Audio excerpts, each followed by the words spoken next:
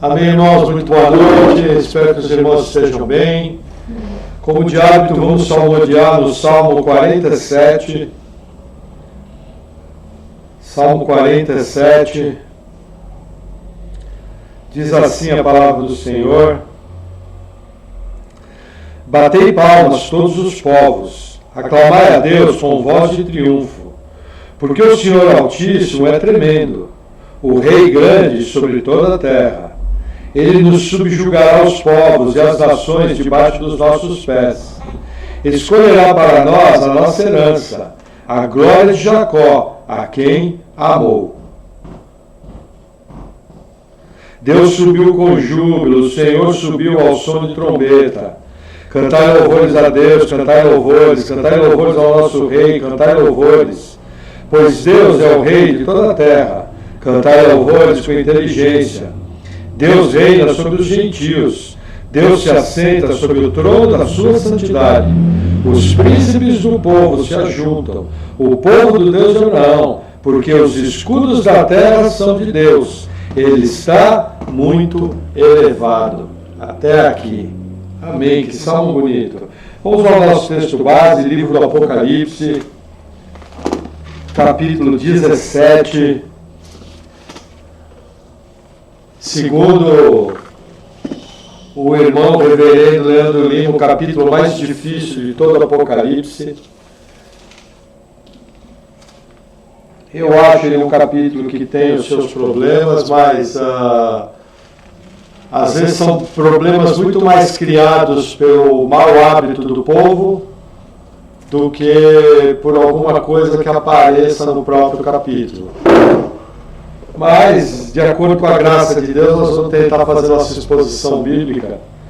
Apocalipse 17, o versículo 1 diz assim: E veio um dos 7 anjos que tinham as 7 taças, e falou comigo dizendo: Vem, mostrar-te-ei a condenação da grande prostituta, que está sentada sobre muitas águas. Até aqui. Vamos orar.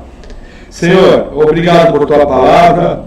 Eu oro em nome de Jesus pedindo pela minha vida e pedindo pela vida dos meus irmãos, que o Senhor venha nos dando entendimento, que o Senhor venha edificando a tua igreja e nos dando sabedoria na palavra, Pai. Em nome de Jesus. Amém. Então vamos fazer uma breve recapitulação em que pouco que nós estamos aqui no livro. Aqui nós estamos 45 do segundo tempo, na linguagem de futebol. Tivemos os 7 selos que cobrem toda a história humana. O 7º selo apresenta as 7 trombetas de juízo de Deus. A 7ª trombeta apresenta as 7 taças. E na 7ª taça diz o seguinte: que Deus se lembrou da Babilônia. E aí o que acontece? Dentro disso, como o Apocalipse tem capítulos que são explicativos, o capítulo 17 e 18 vai nos falar da Grande Babilônia. O que é a Grande Babilônia? Como eu já comentei, de certo ponto, vários intérpretes pensam isso, a Grande Babilônia é a terceira força que Satanás usa contra o povo de Deus aqui na Terra. A primeira delas é o anticristo, a besta que veio do abismo. A segunda delas, o falso profeta, a besta que veio da terra. E terceira delas, a Grande Babilônia. O que o anticristo representa? O poder político e os reinos do mundo.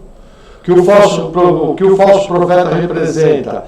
A religião falsa e o ecumenismo, a junção das religiões.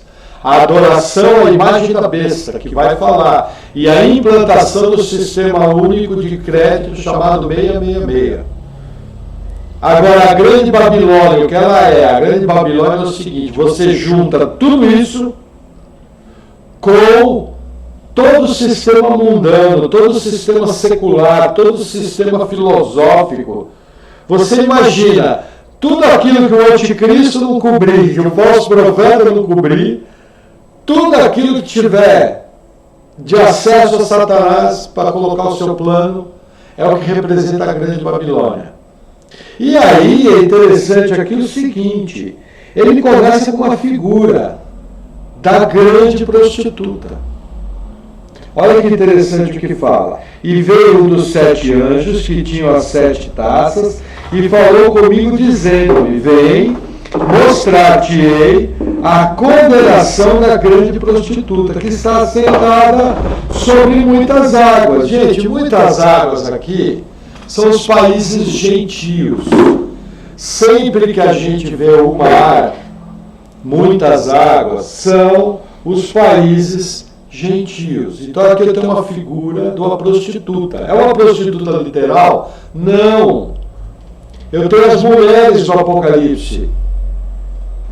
Eu tenho a Jezabel de Apocalipse. Eu anotei até aqui. Não foi, mas na outra palavra. Tem a Jezabel de Apocalipse 2.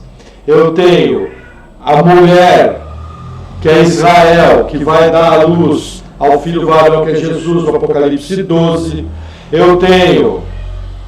Quem mais? Tem mais uma figura. Eu tenho a esposa do Cordeiro, do Apocalipse 19. E aqui eu tenho a prostituta. Então, o primeiro ponto, a Bíblia interpreta a Bíblia. O que é a prostituta? Então, eu já vou abrir definindo quem ela é. A prostituta é um poder religioso corrompido. Mas espera aí, o irmão não falou que o falso profeta representa o poder religioso? Não. O falso profeta representa o ecumenismo e a adoração à imagem da besta. A prostituta está muito mais ligada a uma igreja ou a uma fé falsa. As características dela me apresentam ou um tipo de igreja ou uma fé falsa. Por que esse capítulo causa muito problema? Porque todo mundo faz de tudo, em geral, para colocar a igreja católica no papel de prostituta. Por quê? Porque a igreja católica é uma igreja, ela tem as 9 doutrinas principais cristãs, ela professa que Jesus é Deus, o credo apostólico da Igreja Católica é o credo correto. Crê em Deus Pai Todo-Poderoso, em Jesus Cristo, seu único Filho, nosso Senhor, que foi concebido pelo poder do Espírito Santo, nasceu de Maria Virgem, padeceu sob Pôncio Pilatos. É o credo correto. Só que a Igreja Católica tem uma marca, ela é um poder político, é o Estado do Vaticano. E aonde ela chega, ela se mistura com as religiões locais. E a gente sabe que a religião falsa, a religião misturada, a Bíblia chama de prostituição. Pode ser que a Igreja Católica seja prostituta. Eu acho que a Igreja Católica talvez seja a principal parte dela. Mas ela sozinha não tem todo esse poder. Ela precisa, mais à frente do texto, o texto vai mostrar por quê. Agora, tem uma grande chance de ser? Tem. Mas eu gostaria que no desenvolvimento desse capítulo, nós atentássemos o seguinte: a prostituta é a religião idólatra falsa. Aí nós podemos acertar com certeza, aí é 100% de acerto. Então, querendo fugir de problemas interpretativos do Apocalipse, existe a possibilidade de ser o Vaticano? Existe. Mas eu quero fixar a minha interpretação no seguinte: religião falsa idólatra, que se espalhou por todo mundo. E aí é lógico que não precisa ser nenhum gênio nem nada para perceber que existe muito, sim, do Vaticano e de igrejas históricas corrompidas. O decorrer do texto vai comprovar isso que eu estou falando. E aí o texto continua, versículo 2: com a qual fornicaram os reis da terra, e os que habitam na terra se embebedaram com o vinho da sua fornicação. Gente, fornicação na Bíblia é idolatria. Lembrando que sempre que se fala de idolatria, nós estamos falando junto da feitiçaria. Essas duas práticas englobam todas as falsas religiões.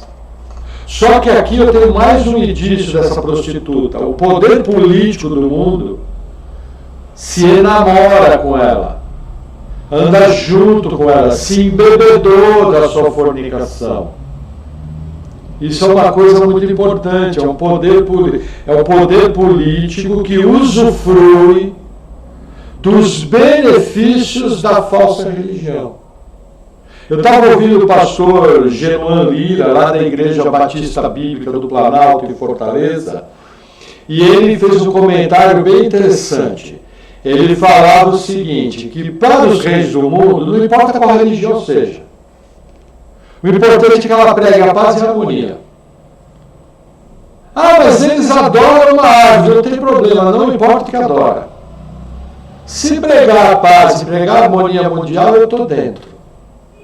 Se pregar aquilo que me interessa, eu estou dentro. Por isso que os reis da terra fornicam com ela. Veja, esse sistema religioso vai ter a aprovação dos governantes do mundo.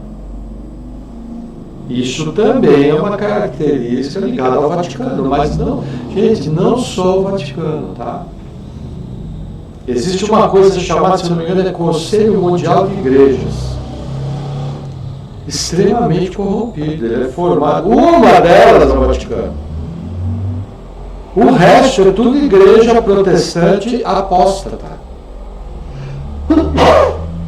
Por isso que eu tenho muito cuidado quando eu não quero colocar a prostituta como apenas uma igreja. Amém? Amém. E aí o texto continua, deixa eu ver minha colinha aqui. Tá? Versículo 4. E a mulher estava vestida, 3. E levou-me em espírito a um deserto. E viu uma mulher assentada sobre uma besta de cor escarlata, que estava cheia de nomes de blasfêmias. E tinha 7 cabeças e 10 chifres. Gente, essa besta aqui nada mais é que o anticristo. Apocalipse 13 é a mesma descrição. Tranquilo, a Bíblia interpreta a Bíblia. Até aqui nós estamos avançando sem problema. E o versículo 4 diz assim: e a mulher estava vestida de púrpura, de escarlata, adornada com ouro, e pedras preciosas e pérolas, e tinha na mão um cálice de ouro cheio das abominações e da imundícia da sua fornicação. Veja, isso aqui fala da ostentação da prostituta. Quando você olha para a prostituta, ela tem glória, ela tem glamour, ela tem riqueza. Ela tem um cálice de ouro que aparentemente é até um cálice de piedade, uma aparência de piedade. Só que o que acontece, a Bíblia fala que esse cálice está cheio de abominações e de imundícia da sua fornicação. Quer dizer, é um poder religioso falso. E é curioso, por quê? Porque a Bíblia, ela me aponta para principalmente 2 poderes que vão edificar 2 cidades. Um deles, o que é? A prostituta, que vai edificar a grande Babilônia. Satanás está trabalhando na história humana para edificar a grande Babilônia. E aí nós temos a mulher de Apocalipse 12, que é o povo messiânico de Deus. Lá no Apocalipse 12, ela é Israel. Mas ao juntar a mulher com a sua descendência, que é a igreja, se torna o povo de Deus salvo, da nova aliança e da antiga aliança. Que está edificando o quê? A nova Jerusalém, que vai descer do céu. Então eu tenho que entender que ao mesmo tempo que Deus tem o seu mover, desde lá da linhagem de Sete, desde o proto-evangelho, de Apocalipse, acho que é 3, de Gênesis 3,15, quando fala do descendente da mulher, porque os da antiga aliança foram salvos pela fé no Messias que ia vir, e nós da nova aliança também somos salvos pela fé no Messias que já veio. Porque só existe salvação mediante a fé, pela fé, através da graça de Deus. E o objeto da nossa salvação é o Cristo, é o Messias. Então o que acontece? O povo de Deus tem sido edificado desde lá do Gênesis. Então é lá no Gênesis que eu tenho que olhar a origem dessa mulher. E onde aparece, gente, eu poderia usar aqui uma série de versículos. E também na internet você vai ver muita coisa sobre o assunto que eu vou falar, mas eu escolhi 3 textos bem completos, que eu imagino que dentro desses 3 textos bíblicos eu vou ter uma grande ideia do que é a prostituta e da onde que ela vem. Eu poderia falar 2 horas aqui, só pegando o texto bíblico, mas eu não quero perder tanto tempo assim. Porque, não sei, é algo que eu acho que é valorizar demais algo que esses 3 textos vão explicar. Então vamos abrir primeiramente em Gênesis, capítulo 10. Está marcado em Apocalipse 17. Vamos lá no primeiro livro da Bíblia, Gênesis 10.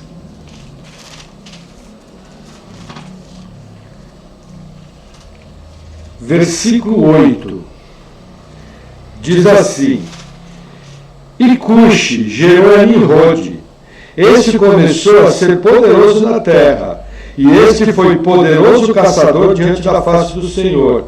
Por isso se diz como Nimrod, poderoso caçador diante do Senhor. E o princípio do seu reino foi Babel, Ereque, Acade e Calné, na terra de Sinar. Dessa mesma terra saiu a Assíria e edificou Nínive, Reobote-ir e Calá. E Rezém entre Nínive e Calá. Essa é a grande cidade. Até aqui. Quem é esse? Nimrod. Então veja, o início da religião falsa vai acontecer com Nimrod. Então deixa eu colocar o primeiro ponto. Se fala muito sobre Semíramis na internet. Falar sobre Semíramis é problemático. Por quê? Porque eu não tenho registro arqueológico de Semíramis. Pode ser que seja Semíramis a esposa de Nimrod? Pode. Mas eu gostaria de colocar aqui como uma rainha-mãe, uma sacerdotisa, que na verdade, pela tradição judaica, foi esposa de Nimrod. E a partir dali surgiu o principal emblema satânico, que é a adoração a Deus, a mãe e o seu filho. Por quê?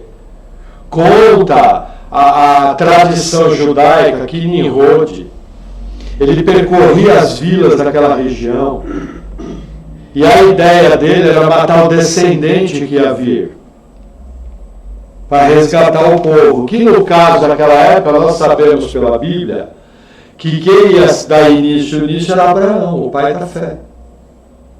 Então conta-se que Nimrod visitava as vilas, matava a maioria dos homens e levava as mulheres e crianças como escravos.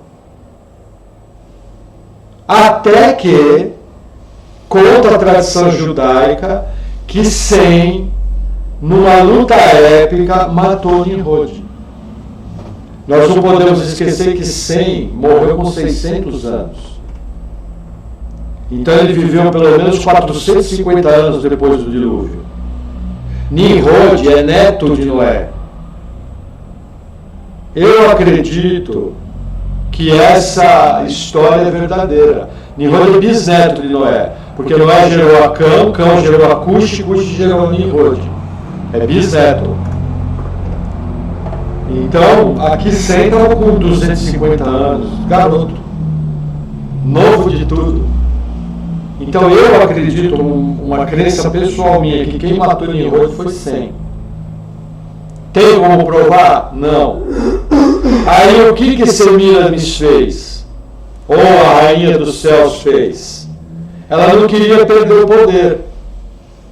De repente ela aparece grávida. Grávida de quem? De um descendente. Imitando a promessa do proto-evangelho de Gênesis. E aí nasce quem? Tamuz. Que é o menino Deus ou Deus menino, porque ela diz o seguinte, que ela ficou grávida do poder divino, e que aquele menino não era mais era do que a reencarnação de Nimrod. E aí aquele menino foi morto com 40 anos de idade por um javali Isso é tudo lenda, né? São histórias. E aí surgiu o emblema idólatra da deusa mãe e o deus menino. O que eu tenho que lembrar? Havia um proto-evangelho. O que Eva falou quando nasceu Sete? Mais ou menos parafraseando, olha, através do poder de Deus, da graça de Deus, nós temos um homem como descendente, porque Abel tinha sido morto. Então é bem plausível que no repovoamento da terra, os homens receberam o proto-evangelho. E aí sempre vem a imitação maligna, e surge o pior emblema satânico que tem. E como que isso chegou até a grande Babilônia? É algo interessante. Vamos abrir Gênesis 11, versículo 1 ao 4. E era toda a terra uma mesma língua, uma mesma fala. E aconteceu que, partindo eles do Oriente, acharam um vale na terra de Sinar e habitaram ali. E disseram uns aos outros: Eia, façamos tijolos e queimemos-los bem. E foi-lhes o tijolo por pedra e o betume por cal. Que eles fizeram? Um chamado zigurate, uma torre que tocasse o céu, na qual eles iam praticar atos religiosos. O que Deus faz? Deus vem, confunde as línguas e espalha eles pela terra. Eles se converteram? Não. Na verdade, o que eles fizeram foi espalhar a prática idólatra por todo mundo. Tanto é que você vê a adoração a Deus com a criança no colo em várias culturas, Ceres e Pluto, Inaná, Ishtar na Babilônia, a rainha dos céus entre os povos cananeus, mais conhecida como Astarote.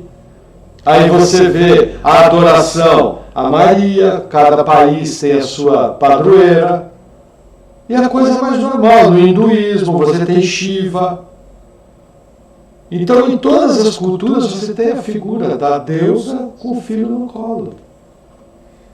Então a religião babilônica, no Egito, tem Horus e... esqueci agora o nome da mãe de Horus, já vou lembrar. Isis e Horus, isso, Isis e Horus. Então o que acontece? A Diana dos Efésios. Então a gente percebe em todas as culturas do mundo esse emblema de idolatria e feitiçaria. Foi em Babel que ela se espalhou. E isso aí é tão poderoso que a gente percebe até o povo de Deus se envolver com esse tipo de religião. Quer ver que interessante? Primeiro texto que eu escolhi maior, livro do profeta Jeremias, capítulo 44.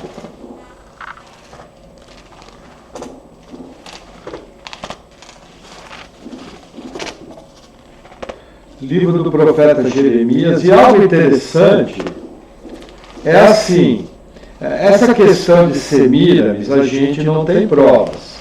Mas, por exemplo, nós conhecemos o trabalho do pastor Wilson Portes, da Igreja Batista Liberdade, em Araraquara. Ele é um dos maiores especialistas brasileiros em Gênesis. Ele conta essa história de fora a fora. Se vocês quiserem, vocês podem entrar no canal do YouTube da Escola de Teologia Charles Spurgeon, e lá vai ter um estudo de 10 palavras sobre o livro de Gênesis. E nas 3 primeiras palavras, Jeremias 44, e nas 3 primeiras palavras, o pastor Wilson Portes, com muita propriedade, ele explica isso. Da mesma maneira, se você quiser saber, pode entrar no mesmo YouTube, Igreja Batista Bíblica do Planalto, pastor Genuan Lira. Ele tem uma sequência de estudos sobre Apocalipse. As visões dele são um pouco diferentes das nossas, porque eles são pré-tribulacionistas, mas ele é um homem de Deus, é um mestre da palavra, muito bom. Ele também, na pregação do capítulo 17, ele explica muito bem essa história. São fontes que nós temos, que eu creio que são verdadeiras. Porém, elas não têm provas históricas. Mas eu encontro na Bíblia, aí entra o que cada pregador quer fazer, o registro dessa religião sendo difundida. Tudo que eu falei até agora para vocês, ó, Nimrod fundou Babel, os homens se espalharam e levaram sua religião para todo mundo. O fruto dessa religião é a adoração à rainha dos céus e o menino. A gente vê isso tudo já registrado. Mas nesse texto que nós vamos ler, Jeremias 44, vou ler a partir do versículo 11, olha que interessante. Jeremias 44, 11 diz assim, palavras do profeta. Portanto, assim diz o Senhor dos Exércitos. Estou certo. Assim diz o Senhor dos Exércitos, desde Israel. Eis que põe o meu rosto contra vós para o mal, e para desarraigar a todo Judá. E tomarei os que restam de Judá, os quais puseram seus rostos para entrarem na terra do Egito, para lá habitar. E todos eles serão consumidos na terra do Egito. Cairão a espada e de fome morrerão, consumir-se-ão desde o menor até o maior, a espada e de fome morrerão, e servirão de execração e de espanto, de maldição e de opróbrio, porque castigarei os que habitam na terra do Egito, como castiguei Jerusalém com a espada, com a fome e com a peste, de maneira que da parte remanescente de Judá, que entrou na terra do Egito para lá habitar, não haverá quem escape e fique para tomar a terra de Judá, a qual eles suspiram voltar para nela morar. Porém, não tornarão senão os fugitivos. Aí o que acontece? Jeremias dá a palavra. Por quê? Porque assim que Nabucodonosor levou o povo cativo, o profeta foi deixado na terra, uma parte do povo sequestrou o profeta e fugiu para o Egito. Se eu não me engano, para a cidade de Patros. E quando eles chegaram nessa cidade, Jeremias teve uma palavra do Senhor, que é essa que eu acabei de ler. Olha o que o povo vai responder. Está até grifado na minha Bíblia, versículo 15. Então responderam a Jeremias todos os homens que sabiam que suas mulheres queimavam incenso a deuses estranhos, e todas as mulheres que estavam presentes em grande multidão, como também todo o povo que habitava na terra do Egito. Em Patros, está aqui dizendo, quanto à palavra que nos anunciaste em nome do Senhor, não obedeceremos a ti, mas certamente cumpriremos toda a palavra que saiu da nossa boca, queimando incenso à rainha dos céus e oferecendo-lhe libações, como de nós e nossos pais, nossos reis e nossos príncipes temos feito, nas cidades de Judá e nas ruas de Jerusalém. E então tínhamos fartura de pão, e andávamos alegres, e não víamos mal algum. Olha que interessante, boca dura. Já tinham visto Jerusalém cair. Aqui já tinha havido a deportação para a Babilônia, o profeta foge para o Egito, desobedecendo a Deus, levam o profeta que não tinha nada a ver com isso, e quando o profeta dá uma palavra, fala o seguinte, aqui a mulherada que toma a frente, olha, nós vamos seguir a nossa palavra e vamos continuar adorando a rainha dos céus. Quem é a rainha dos céus? A deusa mãe, que começou a adoração lá na Babilônia, que provavelmente é Semíramis. Eu creio que a lenda é verdadeira. E adora o filho, Tamuz. Então a gente percebe que essa adoração, gente, de Nimrod até o ponto dessa profecia são 3.500, não, são 2.000 anos aproximadamente, se a gente for na cronologia bíblica dura. Eu acho até que é mais tempo, e a adoração persistiu, e chegou em Israel. E a rainha dos céus era adorada em Israel.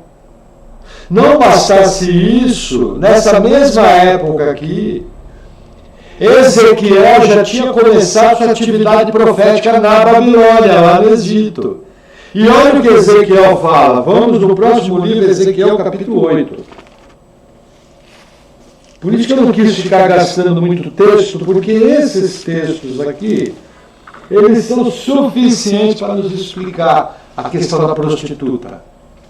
Porque tudo tem a mesma base, só muda o nome. Quer ver que interessante? Ezequiel 8, versículo 1. Diz assim: isso aqui é o ano de 592 a.C. Ezequiel começou a fazer essa profecia aqui. E sucedeu, pois, no 6º ano, no 6º mês, no 5º dia do mês, estando eu assentado na minha casa e os anciãos de Judá assentados diante de mim, que ali a mão do Senhor Deus caiu sobre mim. E olhei, e eis uma semelhança com o aspecto do fogo, desde o aspecto dos seus lombos, e daí para cima com o aspecto de um resplendor, como a cor de âmbar.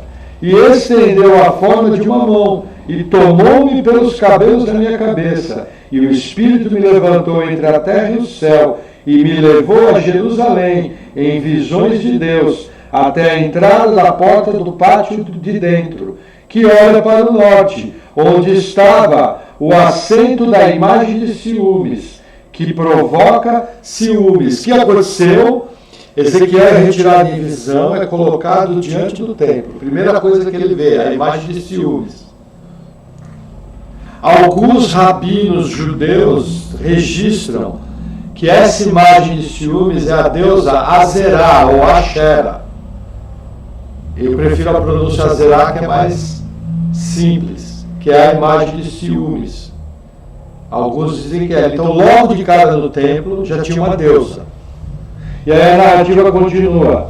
Versículo 4. E eis que a glória do Deus de Israel estava ali, conforme o aspecto que eu tinha visto no vale. Por quê? Era 592 ainda. O templo ia ser destruído em 586, 6 anos depois. É interessante esses pequenos detalhes da história. Versículo 5. E disse-me: filho do homem, levanta agora os teus olhos para o caminho do norte. E levantei os meus olhos para o caminho do norte, e eis que ao norte, na porta do altar, estava a imagem de ciúmes na entrada. E disse-me: filho do homem, vês tu o que eles estão fazendo? As grandes abominações que a casa de Israel faz aqui, para que me afaste do meu santuário, mas ainda tornarás a ver maiores abominações. E levou-me à porta do átrio, então olhei, e eis que havia um buraco na parede. E disse-me: filho do homem, cava agora naquela parede. E cavei na parede, e eis que havia uma porta. Então me disse: entra e vê as malignas abominações que eles fazem aqui. E entrei e olhei, e eis que toda forma de répteis e animais abomináveis e todos os ídolos da casa de Israel estavam pintados na parede e em todo o redor. Quer dizer, pinturas de idolatria dentro do templo, profanando o templo. Versículo 12. Então me disse: viste, filho do homem, o que os anciãos da casa de Israel fazem em trevas? Cada um nas suas câmaras pintadas de imagem, pois dizem: o Senhor não nos vê, o Senhor abandonou a terra. E disse-me: ainda tornarás a ver maiores abominações que antes fazem. E levou-me à entrada da porta da casa do Senhor, que está do lado norte. E eis que ali as mulheres assentadas chorando Tamuz. Quem é Tamuz, a gente sabe que Tamuz é filho de Semíramis, o Deus menino. A cópia satânica do descendente do Messias Salvador, profetizado em Gênesis 3. Esse é Tamuz, a imitação satânica, que é adorado na maioria das religiões. Interessante, né? E aí continua, versículo 15. E disse-me: vês isso, filho do homem? Ainda tornarás a ver as abominações maiores que estas. E levou-me para o átrio interior da casa do Senhor. E eis que estava a entrada do templo do Senhor, entre o pórtico e o altar, cerca de 25 homens, que de costas para o templo do Senhor, e com os rostos para o oriente. E eles, virados para o oriente, adoravam o sol, que é também ligado à adoração a Tamuz. A adoração ao sol, o Deus Sol. Entendeu? Que no Império Romano acontecia a festa da Saturnália em 25 de dezembro. E as festividades duravam uma semana. Provando que essa cultura se espalhou. em todo o mundo antigo. Versículo 17. Então me disse, vê isto, filho do homem, há porventura coisa mais leviana para a casa de Judá do que tais abominações que fazem aqui, havendo enchido a terra de violência, tornam a irritar-me, e eles a chegar o ramo ao nariz. Aqui é um outro ritual idólatra. O que é chegar o ramo ao nariz? É o ramo da acácia, que nos sepultamentos maçônicos, que estão ligados à religião egípcia, eles pegam o ramo de acácia e levam ao nariz, querendo falar sobre eternidade, estar debaixo da luz, todo esse sentido simbológico. Também aparece aqui. E aí o texto continua, versículo 18. Por isso também eu os tratarei com furor, o meu olho não poupará, nem terei piedade, ainda que grite aos ouvidos com grande voz, contudo não os ouvireis. Que a gente vê o povo adorando ídolos, servindo a deuses estranhos dentro do templo. O que aconteceu? 6 anos depois esse templo vai ser destruído. Por quê? Porque aqui a glória de Deus vai ser retirada do templo. E aí passa a ser religião vazia. Amém? Então vamos voltar em Apocalipse, capítulo 19. Tomar um banho de água. Apocalipse 19. Antes de continuar, eu quero fazer uma citação, mas nós não vamos ler o texto. Em Atos, capítulo 19, houve um grande motim, o motim do Ourives Demétrio. Esse motim foi por quê? Por causa da adoração à deusa Diana. Eles faziam tiarinhas de ouro e vendiam para os adoradores da deusa Diana para todo o Mediterrâneo. Então a gente percebe que a cultura que Paulo, Barnabé, João Marcos, os Timóteo, Tito encontraram no Mediterrâneo era uma cultura de adoração à Rainha dos Céus. E aí o que acontece? 1 Coríntios 10 coloca uma pedra em cima de tudo isso, mostrando o quê? Que por trás de toda adoração idólatra existe uma adoração a demônios. Só que nós temos que entender que o ser humano, ele não perdeu parte da imagem e semelhança de Deus. O ser humano em geral jamais vai adorar um demônio sabendo que é demônio. Jamais vai fazer isso. Então o que Satanás tem que fazer? Para enganar os homens, ele traz tudo isso embrulhado num presente muito bem acabado. Uma coisa bonita. As religiões pregam paz, pregam equilíbrio, pregam harmonia, pregam história de boas pessoas. Só que elas não pregam o caminho, a verdade e a vida, que a única salvação viável é Jesus Cristo. Então o que eu tenho que entender é que as religiões estão cheias de pessoas que eticamente, moralmente são boas. São pecadores, como eu e você. Mas em geral, é como eu brinco. Ninguém liga para você e fala, domingo vamos lá em casa. Para quê? Olha, estou indo batizar meu filho pro diabo. E vou fazer uma festa de arromba, ninguém faz isso. O cara pode ser o maior pilantra, cachaceiro. Não vou colocar aqui em questão batismo de criança, que é uma prática que nós não temos, como batistas nós não temos. Nós só batizamos adultos, mas não quero entrar nessa polêmica. Mas o camarada é nó cego. Mas se chegar no domingo, que ele vai batizar o filho dele, ele vai colocar a melhor roupa, vai fazer um almoço legal, vai chamar os amigos, vai estar feliz da vida, porque na cabeça dele, ele fez algo religioso para Deus. Só que 1 Coríntios 10 mostra que essa prática é uma prática de adoração a demônios. 1 Coríntios 10 fala, o ídolo é alguma coisa? Não. E o sacrificado ao ídolo é alguma coisa? Não. Mas o que os gentios sacrificam aos ídolos, eles fazem aos demônios. Eu não quero que vocês sejam participantes da mesa de Deus, que é a ceia, e da mesa dos demônios, que é as festas idólatras. Então, o que eu quero mostrar com isso? Isso é generalizado no mundo inteiro. Coisas muito bem acabadas, muito bonitas. Por isso que essa prostituta, primeiro, conseguiu atrair reis. Segundo, conseguiu se espalhar pelo mundo inteiro.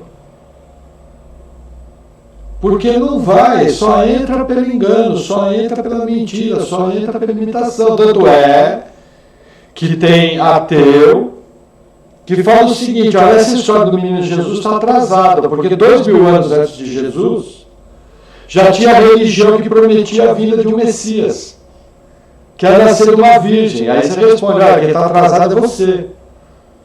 Porque lá na origem, antes de sair do jardim do Éden e atravessar o rio Pison, Deus já deu o proto-evangelho, prometendo descendentes da mulher, quando a terra nem povoada era. Então eles imitaram.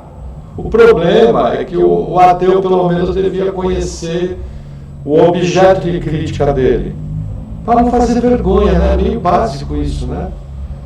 Deveriam se informar melhor. Pessoas que se dizem tão inteligentes deveriam se informar melhor.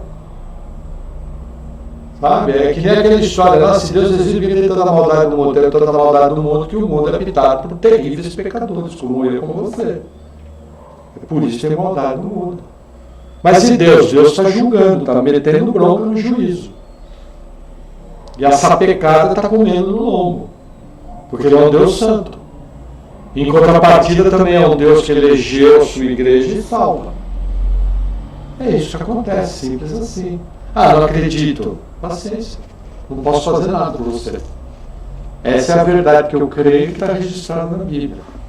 Amém? Amém. Então vamos continuar aqui. Deixa eu ver minha colinha. Tá. Versículos 5 e 6 nós vamos ler. E na sua testa está escrito o nome. Não, isso. E na sua testa está escrito o nome. Mistério. A grande Babilônia, a mãe das prostituições e abominações da terra. Veja, mistério o que é? Era algo que não estava revelado antigamente e que foi revelado agora. A grande Babilônia. O que acontece? Aqui entra uma figura do Império Romano. No Império Romano, as prostitutas costumavam colocar arquinhos com o nome delas escrito. E era notório que elas eram prostitutas, sem vergonha nenhuma. Aqui é a mesma figura. O nome está escrito na testa, só que ele dá o nome. Grande Babilônia. Agora, aqui entra o mais interessante. Mãe das prostituições. Lembra que eu falei do Conselho Mundial de Igrejas? Tudo igreja apóstata. A Igreja Católica é uma delas. A maioria dessas igrejas é protestante. A maioria dessas igrejas, os pastores nem creem que Jesus é Deus. E eles creem que os milagres da Bíblia são mentira. Só que a instituição está lá, tem uma catedral, tem uma liturgia, tem um culto, usa a Bíblia. Só que é um culto apóstata. Por isso que eu digo que encaixar apenas o Vaticano aqui é forçar por demais o texto. Ele sozinho não tem esse poder. Você pega as igrejas apóstolas, por exemplo, a presbiteriana dos Estados Unidos, a luterana da Alemanha, as igrejas episcopais da Inglaterra, a igreja anglicana da Inglaterra, tem muita apostasia. Tem muita coisa horrível, espalhado pelo mundo. No Brasil tem igreja apóstata. E a Bíblia mostra isso, mãe das prostituições, mas não são apenas igrejas que se dizem cristãs apóstatas. É todo um sistema. É todo um sistema. Então eu creio que aqui a coisa é muito maior do que pintam. E o versículo 6 diz assim: e vi que a mulher estava embriagada do sangue dos santos e do sangue das testemunhas de Jesus. E vendo-a eu, maravilhei-me com a grande admiração. O que acontece? Todos esses sistemas corruptos geraram mártires. Nós tivemos a Inquisição Católica, mas tivemos também a Inquisição Protestante. É só assistir às Bruxas de Salem, que você vai conhecer a Inquisição Protestante. Então o que acontece? Sempre que você vê isso, você percebe mártires sendo mortos em sistemas religiosos corruptos. E nas religiões espalhadas pela terra. Não apenas na Igreja Católica, embora eu acredite que a Igreja Católica é um dos maiores cemitérios de mártires. Mas me parece que a Inquisição não chegou a matar 3.000 pessoas em toda a sua história. Se não me engano, foi 2.000 e poucas pessoas só. Que é um número, se você pensar o quanto durou, é um número até razoável. Mas nós não podemos esquecer, por exemplo, a chamada invasão francesa no Brasil, que na verdade eram protestantes huguenotes que estavam fugindo da perseguição na Europa, que vieram para o Brasil, não deixaram eles aportarem no porto do Rio de Janeiro, e um navio com mulheres e crianças sem nenhuma arma a bordo foi afundado. E eles morreram afogados na Baía de Guanabara. Crentes. Então a coisa é muito maior do que a gente pensa. Amém? Você estuda isso como invasão francesa. Não tinha nada de invasão francesa. Seguindo a nossa leitura. Deixa eu ver minha colinha aqui. Tá. Versículos 7 e 8. E o anjo me disse: por que te admiras? Eu te direi o mistério da mulher e da besta que é atrás, a qual tem 7 cabeças e 10 chifres. Olha que interessante. Quem traz a prostituta é a besta. Quem é essa besta? É o anticristo. Aí ele vai explicar o mistério revelado. Versículo 8. A besta que viste foi e já não é, e há de subir do abismo, e irá à perdição, e os que habitam na terra, cujos nomes, só um minuto, os que habitam na terra, cujos nomes não estão escritos no livro da vida, desde a fundação do mundo, se admirarão, vendo a besta que era, e já não é, e ainda que é. O que acontece? Veja, aqui está falando de um poder que era. Naquele momento que o livro foi escrito, esse poder já não era. E no futuro, ele voltará. Já vou explicar isso aí. Alguns teólogos dizem que isso tem a ver com a ressurreição falsificada do anticristo. Pode ser, pode ser. Mas eu acho que ainda não é a melhor explicação. Para mim, o que encaixa aqui é o poderio romano, o Império Romano, que ia deixar de existir e que voltaria a acontecer. Mas o texto continua, vamos deixar o texto falar comigo, entendeu? Inclusive aqui na minha Bíblia eu anotei no rodapé, olha, os imperadores e os anticristos e os seus impérios, em toda a história. Também está ligado a isso. Porque nós tivemos vários modelos de anticristos em toda a história. Também está ligado a esse poder. Mas aí o texto continua. Versículo 9. Aqui no sinal, eu preciso falar um negócio do versículo 8. Versículo 8 fala o seguinte: e os que habitam na terra, cujos nomes não estão escritos no livro da vida, desde a fundação do mundo. Essa informação é única na Bíblia. O nome dos eleitos foi escrito no livro da vida, antes da fundação do mundo.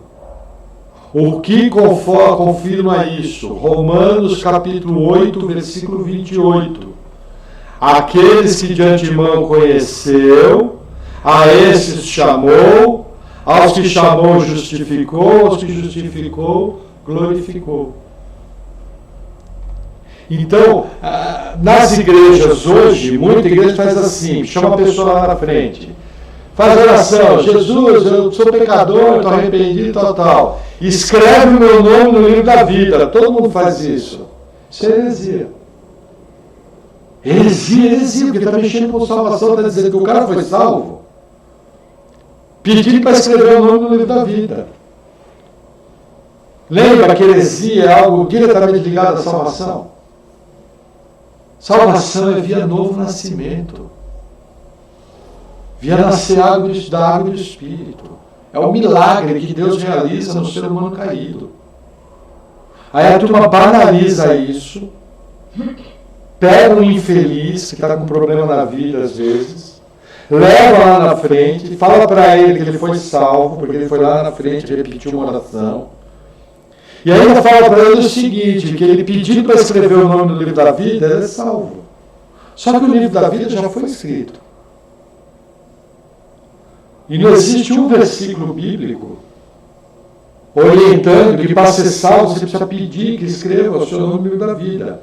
O que existe é versículo bíblico dizendo o seguinte, olha, você é pecador, se arrependa, confesse seu pecado a Deus, sinceramente, entre uma aliança com Jesus Cristo de Nazaré e ande de novidade de vida. E vai frequentar uma igreja.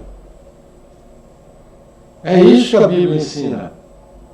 Então, essa história, gente, não é simples assim.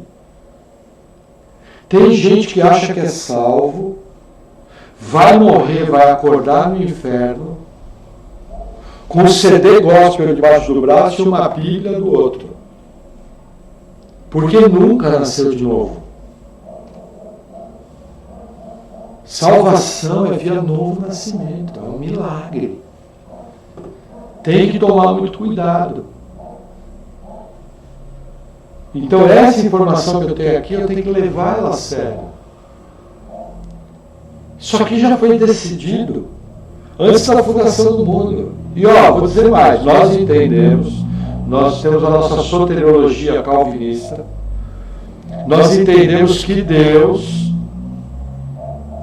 Ele literalmente escolheu a pessoa e escreveu no livro da vida.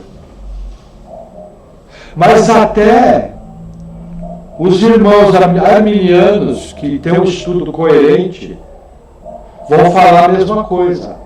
Que o livro da vida foi escrito lá na eternidade passada. Quem tem um estudo coerente, não alguém despreparado para liderar uma igreja. Quem tem estudo vai falar. Se chegar para qualquer irmão arminiano clássico, arminiano wesleyano, quando foi escrito no livro da vida? Ele vai falar, foi escrito na eternidade passada. Quando o nome do sol foi colocado lá na eternidade passada, e o cordeiro foi morto antes da fundação do mundo. Só que a maneira que eles chegam nisso, eles dizem que Deus previu a fé da pessoa, enxergou no corredor da história, previu a fé, e aí ao prever a fé, escreve o nome do livro da vida. Eu já pensei dessa forma. Só que aí, isso daí foi um conceito que foi sendo derrubado. E a gota d'água foi o seguinte, Jesus falando, Cafarnaum, se em Sodoma e Gomorra tivessem sido feitos milagres e foram feitos nas tuas ruas, há muito eles teriam sido salvos. Isso é fé prevista.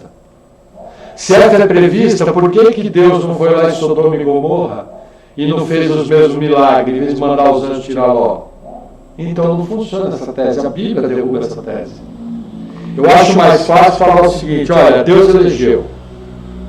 Para quê? Por quê? Por soberana vontade dele. Para quê? Para salvação. E para que o nome dele fosse glorificado. E que mais? Que mais eu não sei, eleição é misteriosa em Deus. Eu sei o que a Bíblia diz. Se a Bíblia diz, eu creio. Então você está dizendo que Deus escolheu um e escolheu o outro? Sim, é isso que a Bíblia diz. Agora, cuidado com o que você está falando e em relação a quem você está falando. Você está falando de um Deus santo, santo, santo. Um Deus bom, um Deus longânimo, um Deus de amor. E se Ele não revela como funciona a eleição, você vai querer ficar questionando? Então eu prefiro ficar nessa simplicidade. Lógico, é um processo. eu já fui um dos maiores inimigos da soteriologia calvinista. Até que havia respostas de que eu não tinha. Entendeu? Então essa informação está aqui. Essa é uma das respostas, não tinha como. E aí o versículo 9 continua. Aqui o sentido que tem sabedoria. As 7 cabeças são 7 montes, sobre os quais a mulher está assentada.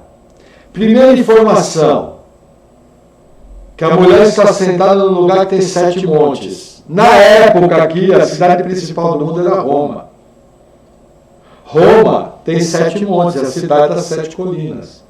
Pode ser uma inferência a Roma? Sim. Tem uma grande chance de ser Roma? Sim. Mas existem outras cidades espalhadas pelo mundo que são cidades com 7 colinas. Particularmente eu acho, por causa do contexto que o livro foi escrito, que aqui esses 7 montes está apontando para Roma. Mas veja que interessante, olha como a Bíblia é linda. E às vezes a gente não percebe a narrativa. Olha o versículo 10 do que fala. E são também 7 reis. Aqui é a cereja do bolo. Olha que interessante. 5 já caíram, e 1 já é, e outro ainda não é vindo. E quando vier, convém que dure um pouco de tempo. Quem são esses reis? Gente, são os reinos. E aqui eu vou fazer uma lista enorme desses reis. Eu colocaria em primeiro lugar o Império de Nimrod, que se transformou no Império Egípcio. Para mim é bem clara essa ligação, não tenho tempo de explicar agora. Aí você tem o Império Assírio, aí você tem o Império Babilônico, aí você tem o Império Medo-Persa, aí você tem o Império Grego, aí você tem o Império Romano, que é o 6º Império. E aí o que acontece? As pessoas falam, é o 7º Império do Anticristo, mas espera lá. Eu tenho uma informação aqui que o Anticristo vai ser o 8º rei. E vai prover dos 7. Para mim, o 7º Império é o Império Romano do Oriente. Para vocês terem uma ideia, o Império Romano do Ocidente durou do 1º século a.C., aproximadamente lá no 100, por volta do ano 100, até 470, alguma coisa. O Império Romano do Oriente durou do ano 100 a 1453, se eu não me engano, com a queda de Constantinopla. Ele foi muito maior. E ele pegou áreas do Antigo Império Grego, do Antigo Império Persa, do Antigo Império Babilônico, do Antigo Império Assírio. E Constantinopla só caiu por um deslize. E por que eu digo que o 7º Império é esse e o Anticristo é o 8º rei? A Bíblia explica, olha que interessante. Versículo 11. A besta que era, que é o Anticristo, e já não é ela também o 8º, e é do 7, e vai à perdição. O que eu entendo? Já expliquei para vocês. O Império do Anticristo, o território principal dele, vai estar no território do Antigo Império Romano do Ocidente, Antigo Império Romano do Oriente, Império Babilônico, Império Medo-Persa, tudo junto. Que onde está isso hoje? Europa, norte da África, Oriente Médio e parte da Ásia. Se você juntar o território de todos esses impérios, vai bater ali. E o 8º rei é o Anticristo. Por quê? Porque é esses 7 impérios, representados principalmente por Roma, que é o maior deles, que pega a maior área, recriado. Que era, já não é, mas há de vir de novo. Então a gente esquece que o Anticristo é o 8º rei. Veja, tem gente, principalmente por causa de influência até da Igreja Adventista, que quer colocar o Vaticano aqui de qualquer lugar, de qualquer jeito, quer colocar os papas. Não concordo. Já contei uma vez, quando eu dava aula numa igreja, mostrando a tese de que João Paulo II ia voltar, ia ressuscitar. Gente, Nada disso. Se você quiser me colocar o Vaticano como mãe das meretrizes, aí tudo bem. Mas não aqui. Não cabe. Aqui está falando de poder político, aqui está falando de reinos, não está falando de religião. Ah, irmãos, os papas são reis, mas não force o texto. Não queira fazer a sua teologia e empurrar no texto no sentido que ele não tem. Você tem que ir no básico. Aí vem aquele monte de coisa, né? Que depois desse Papa Francisco agora vai vir que vai operar o inico, aí já tiveram que tirar um Papa lá da frente. Porque se você fizer a soma de papas, o Francisco já é o 8º. Mas como eles vão para a casa do Francisco, por causa do Maradona, aí, sabe? Aí é uma confusão. Quero ver quando o Francisco morreu o que eles vão fazer. Agora fica muito claro a união desses reinos políticos. Isso é muito importante. O anticristo emergindo deles. É uma interpretação simples, bíblica, sem forçar o texto. E que é perene. Porque, como diz o pastor Luiz Saião, nós somos romanos. Só que a gente fala o latim da Lusitânia. Na Espanha, na Argentina, na Chile, eles falam espanhol, que é uma mistura com latim. Na Inglaterra, eles falam inglês, que é latim. Nossas leis são romanas. Nossa maneira de comercializar é romana. Só que isso aí vai ser reorganizado politicamente. Amém? Deixa eu tomar um gole aqui. Vamos seguir. Versículo 12. E os 10 chifres que viste são 10 reis, que ainda não receberam o reino, mas receberão poder como reis por 1 hora, juntamente com a besta. Veja que interessante. Vamos ler o 13. Estes têm o mesmo intento e entregarão o seu poder e autoridade à besta. Vamos fazer uma pausa aqui. O que acontece? Muitos teólogos defendem que vai haver 10 grupos políticos de países no futuro. E que esses 10 grupos políticos vão ter 10 reis. Que só vai acontecer no futuro. E eles vão entregar o poder à besta. Pode ser? Sim. Tem uma grande chance de ser? Sim. Quem são? Não sei. A Bíblia não dá a menor pista.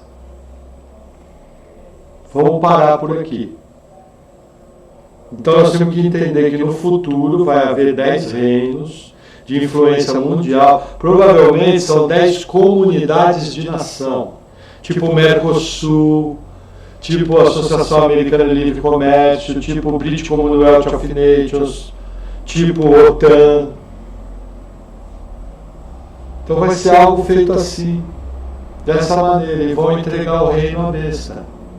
São eles que vão dar o poder político para a besta. Qual é o território da besta? Principalmente o território dos 7 reinos.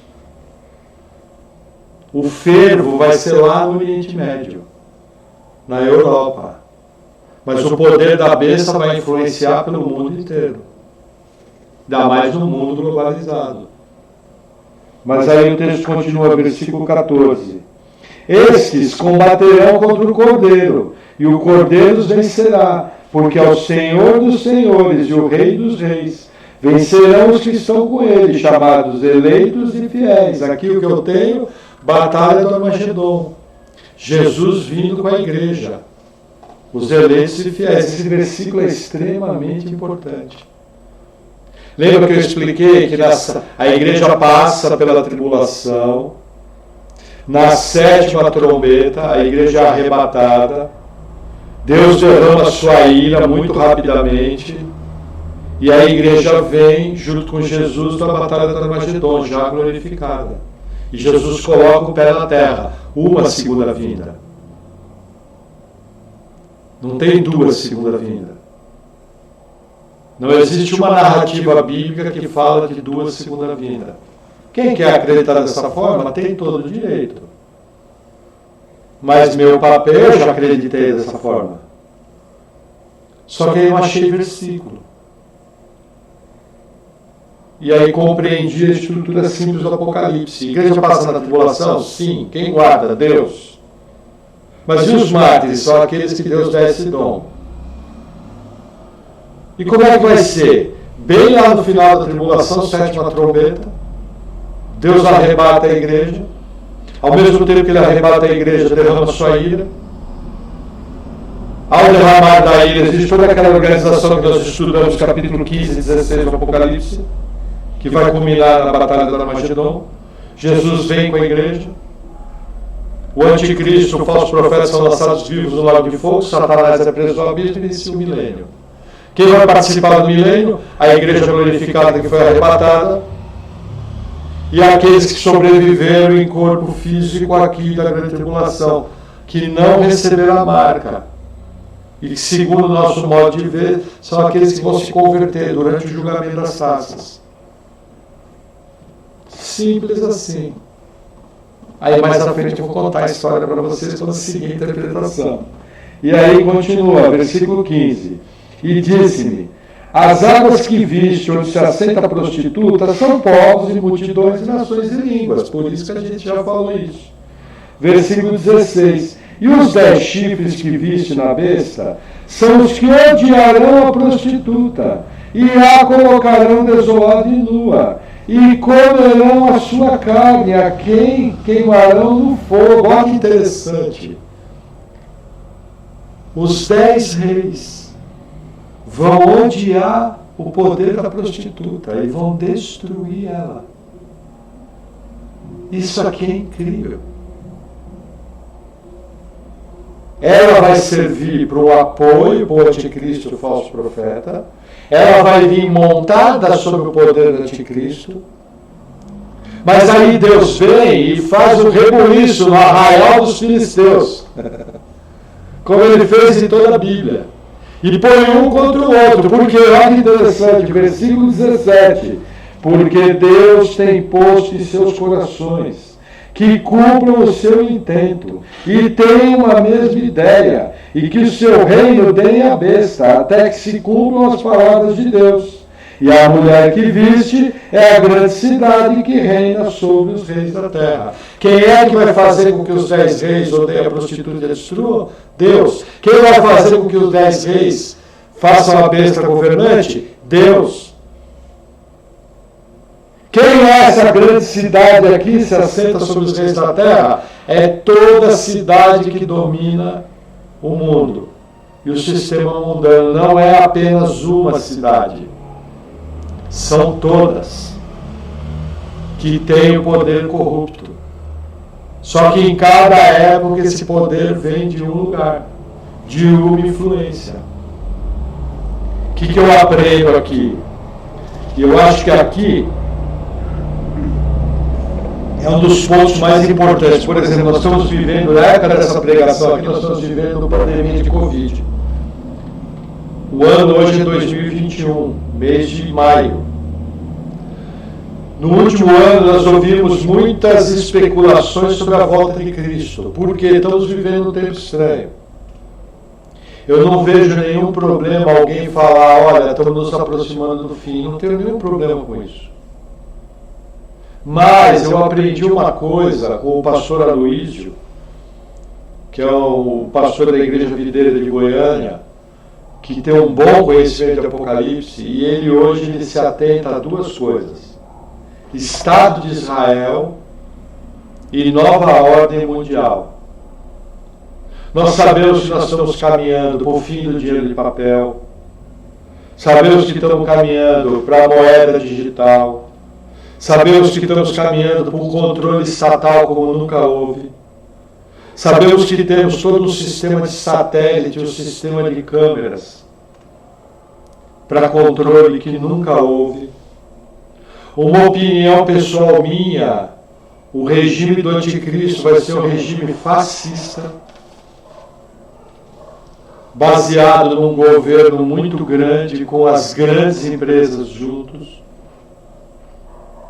prendendo todo o sistema do mundo. Só que assim, eu não posso perder a minha paz, eu não posso parar de viver.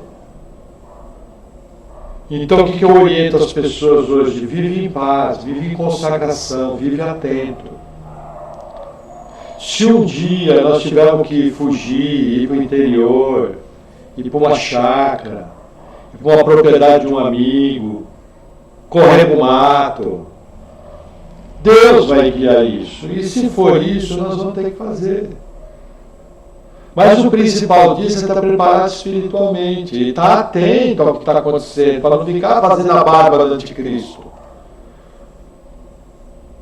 É necessário prontidão. Jesus fala ali, Mateus 24, quando vides o abominável da desolação, de que fala o profeta Daniel, aceitar no lugar santo, fugir para os montes. Quer dizer que nós, ali no caso é Jerusalém, região. Mas essa profecia vale. Vai ter gente que vai ter que ir para a casa de parente, vai ter gente que vai para uma chácara, vai ter gente que vai para cidades pequenas. Mas quem vai nos guardar é Deus.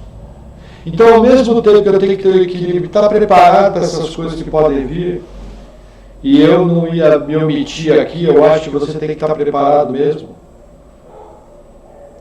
E essa preparação é maior até que Apocalipse, porque para mim o crente que se preza, ele tem que ter uma comidinha guardada, tem que ter um dinheirinho guardado, tem que cuidar do seu preparo físico, entendeu? Tem sempre que puder estar para o interior, entendeu? Está tendo um contato com a natureza, está fazendo algo bom, bacana com a sua família, um piquenique bem gostoso, ao mesmo tempo que eu me ambiento com aquele ambiente. Eu não sei se Deus arrumar uma casinha lá no meio. Entendeu? Nós aqui temos uma maior paixão pela região aqui dos Campos Gerais, de Ponta Grossa. Vamos lá para o meio das Big Cachoeiras de Prudentópolis. Entendeu? Que tem muita Mata Atlântica ali. Talvez até uma chacrinha. Vários irmãos têm, entendeu? Mas a principal vigilância, além dessa vigilância prática, é a vigilância dos tempos. Peraí, o que está acontecendo? O que esse pessoal está querendo? Onde esse pessoal está chegando? Quem é esse camarada aí? Se os queridos irmãos pré-tribulacionistas estiverem certos, eles dizem que o arrebatamento é essa tribulação, glória a Deus por isso. Vou subir abraçado no maior teólogo pré-tribulacionista que tem, dando beijo nele, obrigado. Não tenho nenhum problema com isso, só estou tentando aqui expressar a nossa visão. Sabe? Mas, sabe, a turma está vivendo uma vida sem vigilância espiritual, sem vigilância material, empurrando com a barriga, sem cuidar da saúde. Muito enfornado na cidade, sem nenhum contato com a natureza. Às vezes a pessoa tem um parente do interior, tinha que ter um contato com aquele parente. Às vezes passar um tempo, se tiver a oportunidade, numa chacrinha de alguém conhecido, ou ir passear numa cachoeira, sabe? Ter um arrozinho, um feijãozinho guardado, uma carninha guardada no congelador, umas latinhas ali de milho, sardinha, atum guardado. Coisas simples. Porque você não sabe. E se der uma catástrofe? E se acontece outra coisa? Tem gente que não tem nem vela em casa. Se acabar a luz, o cara fica no escuro. Imagina, o cara não tem vela. Se acabar o bujão de gás, ele não tem como repor, ele não tem uma água guardada a mais, um galão de água. Se acabar a eletricidade, a água não vai ser bombeada para as casas. Se acabar a eletricidade, o posto de gasolina não abastece o carro. Se acabar a gasolina do carro, você não pode rodar. E se alguém ficar doente no meio de um blackout, você não vai ter nem como levar para o hospital. Percebe? Coisas básicas que as pessoas estão vivendo uma vida boba, simples, olhando potoca na internet quando tinha que estar se preparando. E qual que é a principal preparação? Tirando todo esse lado material. É consagração a Deus, um amor verdadeiro a Cristo, vida de oração, santidade, estudo da Escritura, comunhão com os irmãos no culto. Essa é a principal vigilância que a Bíblia fala. Por quê? Porque se eu morrer hoje, eu vou estar de pé diante de Jesus imediatamente. E que obras eu vou levar? E a calamidade chega, gente, há 15 dias atrás, eu amanheci um domingo com uma pequena manchinha no olho, que não parecia nada. 24 horas depois eu estava operado desse olho, senão eu ia ficar cego. A calamidade chegou em 24 horas. E olha, glória a Deus que eu nasci no século XX, vivo no século XXI, senão eu já estava cego. Tem um irmão aqui da igreja que perdeu uma vista na mesma cirurgia que eu fiz. Não enxerga dessa vista. Para vocês terem uma ideia como a calamidade chega. E a turma está brincando, a turma está fazendo brincadeira com Deus, sem se consagrar, sem amar o Senhor, sem ler Bíblia, sem ouvir palavra. Tem palavra que eu postei na internet que a turma nem ouviu. Ah, mas nós estamos em pandemia. Olha, tomara então Jesus não volta na pandemia. Como a gente crê em segurança e salvação, não pode nem falar que o cara vai perder a salvação. Então assim, é momento de você fechar para balanço, botar a mão na cabeça. O mundo está caminhando de uma maneira muito estranha. Eu, por exemplo, eu tenho um neto de 7 meses, eu quero curtir a vida desse neto. Vamos se divertir um monte, vamos dar risada, vamos fazer piquenique, mas um olho no gato, outro no peixe. Eu não sou bobo, eu tenho o Espírito da graça habitando em mim. Esse Espírito me capacita a praticar obras coerentes. O Deus Criador do Universo mora em mim. E me capacita, me equipa, eu estou equipado para toda boa obra. O problema é que eu deixo a minha natureza pecaminosa tomar conta da situação, quando eu devia andar no Espírito. E aí, não satisfareis as concupiscências da carne. Porque tudo isso não passa de preguiça espiritual. Tudo isso não passa de má vontade espiritual. Porque a Bíblia fala, se você é nascido de novo, você tem poder para vencer o pecado. Então não tem essa, pastor, não consigo. Pastor, não consigo, pode ser que você nunca foi salvo. E vai morrer com a sua Bíblia, vai para o inferno. Pode significar isso. Porque se você não nasceu de novo, não tem salvação para quem não nasceu de novo. Lembra que o inferno vai estar cheio de boa intenção? Então assim, nós estamos vivendo um momento único. Para mim, essa pandemia que Deus mandou pelo seu decreto, para julgar a terra, ela também serve para a gente acordar, para nós abrirmos o olho. Nós estamos vivendo no nosso país e no mundo uma terrível batalha espiritual. E olha, falar mais para vocês, se você confia na política, você está vendido, porque a política é corrupta. Eu não acho que o crente tem que ser apolítico, não. Eu acho que o crente tem que fazer o seu papel. Porém, a nossa confiança está em Cristo, a nossa confiança está no poder do Espírito Santo, nossa confiança está na obra dele em nós, não em homens. Nós confiamos no braço forte do Senhor, por isso temos que se consagrar, por isso temos que vigiar. Pode ser que nós estejamos vivendo aquela geração que Jesus falou, não passar essa geração sem que se cumpram essas coisas. Agora, pode ser que não. Pode ser que aconteça como na Segunda Guerra Mundial. De uma hora para outra vai tudo embora. Pode ser que aconteça como na Primeira Guerra Mundial e a gripe espanhola. Deus vira a chave e vai tudo embora. Mas e se não for? E se chegar o seu momento de ser chamado à presença do Senhor? Como é que você vai fazer? Que obras você vai levar? Qual é o legado que você vai ter deixado? Você aproveitou bem para servir o Senhor a sua única vida? Você fez tudo aquilo que realmente estava ao seu alcance? Você marcou de uma maneira cristã a vida das pessoas que estavam à sua volta? Isso são coisas que eu tenho que responder diariamente, independente da situação que eu estou vivendo. Se tivermos que encarar o anticristo, pela graça de Deus, pela nossa confiança nele, ele vai dar o escape. Mas eu acho que isso é uma visão muito curta. Antes de temer o anticristo, eu tenho que temer a Deus, que é o autor da vida, que é aquele que todo mundo vai dar conta de si para ele. Amém? Amém. Vamos orar? Senhor, obrigado por tua palavra, que nós possamos viver uma vida cristã simples, verdadeira, cheia de boas obras, e que o Senhor venha, Senhor, nos dando sabedoria e discernimento nesse tempo tão difícil, em nome de Jesus. Amém.